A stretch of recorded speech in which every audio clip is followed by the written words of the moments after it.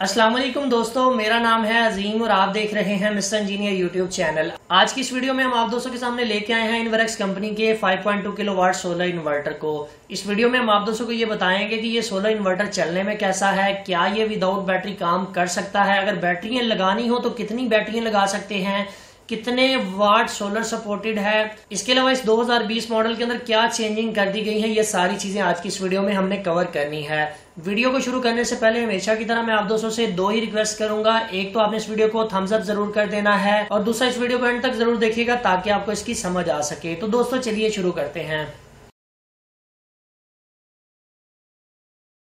जी तो दोस्तों, जैसा कि आप लोग यहाँ पर देख सकते हैं कि हमारे पास इनवर्क्स कंपनी का 5.2 किलोवाट सोलर इन्वर्टर अवेलेबल है जो कि ब्लू एंड ग्रे कलर में आप दोस्तों को दिखाई देता है। अगर मैं बात करूं बॉक्स कंटेंट की तो हमेशा की तरह आप दोस्तों को इसके अंदर से एक अदद वारंटी कार्ड, एक अदद इसकी सीडी, यूजर मैनुअल और एक ये वाली केबल दिखाई देती है जो कि आपने कभी इस्तेमाल नहीं की होगी। दोस्तों अगर मैं बात करूँ सोलर इन्वर्टर की प्राइस की और ये मिलेगा कहाँ से, इस सोलर इन्वर्टर की प्राइस 97,500 है जो कि ऑफिशियल प्राइस है। किसी भी इनवर्क्स के डीलर से आपको ये आसानी से मिल जाएगा।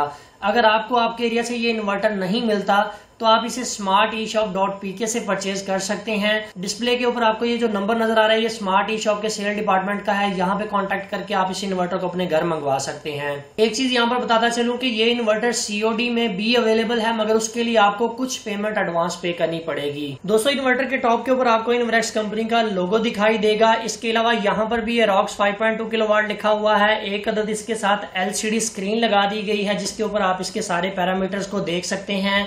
इसके अंदर ब्लूटूथ का ऑप्शन मौजूद है, आप इसे अपने मोबाइल से भी कंट्रोल कर सकते हैं। अगर मैं साइडों की बात करूं तो यहाँ पर डस्ट फिल्टर लगा दिए गए हैं जिसका सबसे बड़ा फायदा ये होता है कि इन्वर्टर के अंदर डस्ट नहीं जा पाती। जब डस्ट नहीं जाएगी तो इन्वर्टर की लाइफ ऑटोमेटिकली इंक्रीज हो जाती है। सो दोनों साइडों के ऊपर आप दोस्तों को डस्ट फिल्टर दिखाई देंगे। इसके अलावा अगर मैं बात करूं नीचे वाली साइड की तो आप लोग यहाँ पर देख सकते हैं कि यहाँ पर आप DC इनपुट इसे दे सकते हैं, DC बैटरी कनेक्ट कर सकते हैं।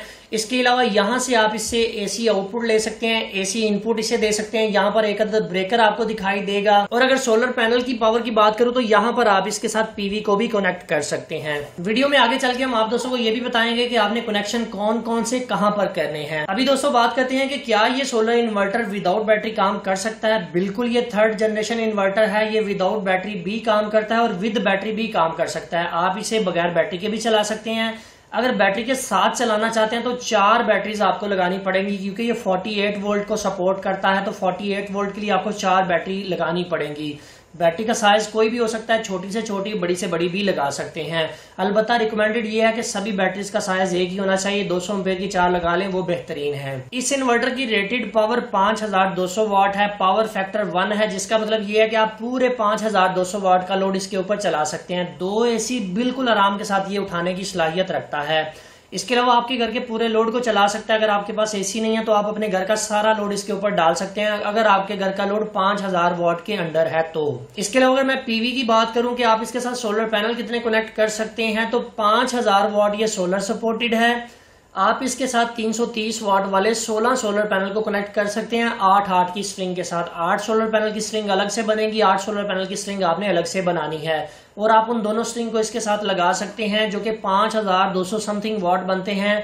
कोई मसला नहीं है, बड़ी ही आसानी से उसको सपोर्ट करेगा कि आपके सोलर पैनल कभी भी आपको 100% आउटपुट नहीं देते, उसमें लॉसेस वगैरह होते हैं तो उनको कवर करके आसानी से आपका ये लोड को चलाने की सलाहियत रखता है। अभी दोस्तों बात करते हैं इस इन्वर्टर के कनेक्शंस की। सबसे पहले आपने इसके ये फ्रंट कवर को उतारना है। उसको उतारने का तरीका ये है, सिर्फ ये 2 स्क्रूज आपने रिमूव करने हैं, बाकी स्क्रूज को आपने नहीं छेड़ना। आपने जब ये 2 स्क्रूज को रिमूव कर देना है तो जनाब आपके इन्वर्टर की जो नीचे वाली ये साइड है, नीचे वाला ये जो फिटिंग है ये ओपन हो जाएगी। तो आप इस इन्वर्टर को बड़ी ही आसानी से खोल सकते हैं।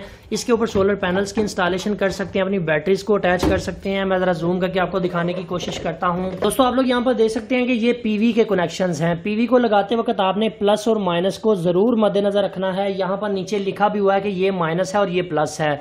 अगर मैं इस इन्वर्टर को थोड़ा सा उठाऊं तो आप यहाँ पर देख सकते हैं कि PV प्लस और PV माइनस यहाँ पर दिखाई देगा। ये 2 अदद आपको एग्जॉस्ट फैन दिखाई देते हैं। इसके अलावा ये आपके बैटरी के पॉइंट है। बैटरी के ऊपर भी लिखा हुआ है कि प्लस वाला कौन सा है और माइनस कौन सा है। ये नेगेटिव है और ये पॉजिटिव है। अगर आप बैटरी लगाना चाहते हैं तो लगा सकते हैं, नहीं लगाना चाहते तो आप ना लगाएं। इसके अलावा ये वाले पॉइंट एसी इनपुट के हैं, इसमें ये वाला न्यूट्रल है, ये वाला फेज है और ये वाला ग्राउंडिंग का पॉइंट है। सेम उसी के नीचे यहाँ पर आउटपुट के पॉइंट भी आप दोस्तों को दिखाई देंगे और इसके अलावा यहाँ पर ये 40 एम्पीयर का एक ब्रेकर लगाया गया है।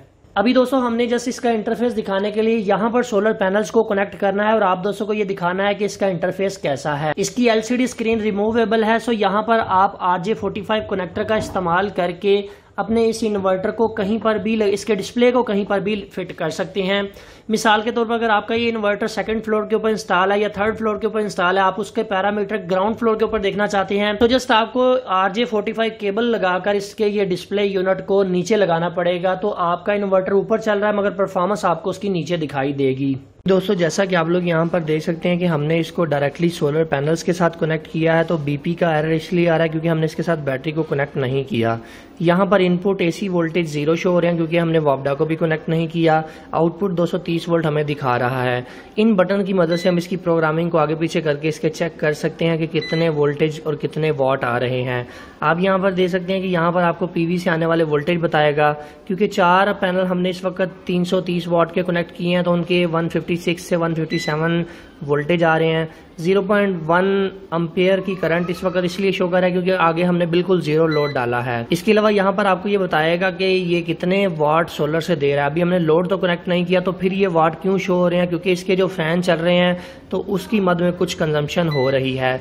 इसके अलावा पीवी से बैटरी की तरफ कितने एम्पियर जा रहे हैं वो बताएगा। इसके बाद बैटरी के वोल्टेज बताएगा और उसके बाद आउटपुट की फ्रिक्वेंसी बताएगा। आउटपुट पर लोड कितने परसेंटेज का चल रहा है वो बताएगा।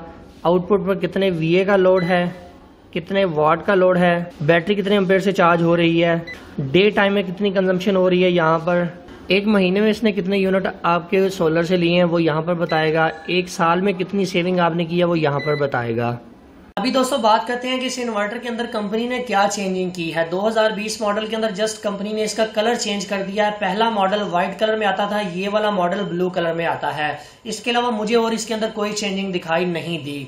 अभी बात करते हैं इस इन्वर्टर की खूबियों की और इस इन्वर्टर की खामियों की। सबसे पहले इसकी खूबी ये है कि ये MPPT चार्ज कंट्रोलर वाला इन्वर्टर है। MPPT चार्ज कंट्रोलर होने की वजह से आपको इसकी परफॉर्मेंस बहुत ही बेहतरीन मिलेगी। इसके अलावा इसके अंदर ब्लूटूथ की फैसिलिटी दी गई है जिसकी मदद से आप अपने इन्वर्टर को अपने मोबाइल के थ्रू प्रोग्राम कर सकते हैं, उसकी सेटिंग्स को चेंज कर सकते हैं, उसके लाइव पैरामीटर्स को चेक कर सकते हैं कि इस वक्त हमारे इन्वर्टर के ऊपर क्या क्या चीजें चल रही हैं और कितना लोड चल रहा है, कितनी सोलर से जनरेशन हो रही है।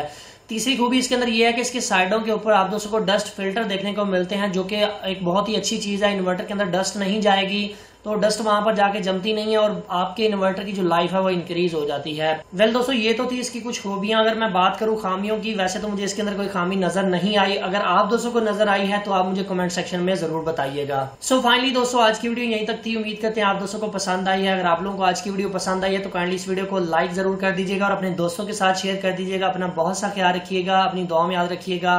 अल्लाह हाफिज। पाकिस्तान जिंदाबाद।